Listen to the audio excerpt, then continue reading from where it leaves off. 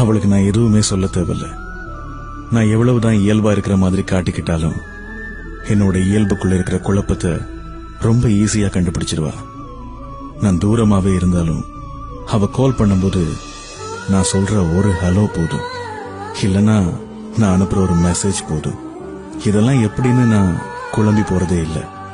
ஏன்னா என்னை விட என்ன பத்தி அவதான் யோசிச்சுட்டு இருக்கா. விழிகளிலே உன் தேடல், செவிகளிலே உன் பாடல், இரண்டுக்கும் நடுவிலே இதயத்தின் உரையாடல்.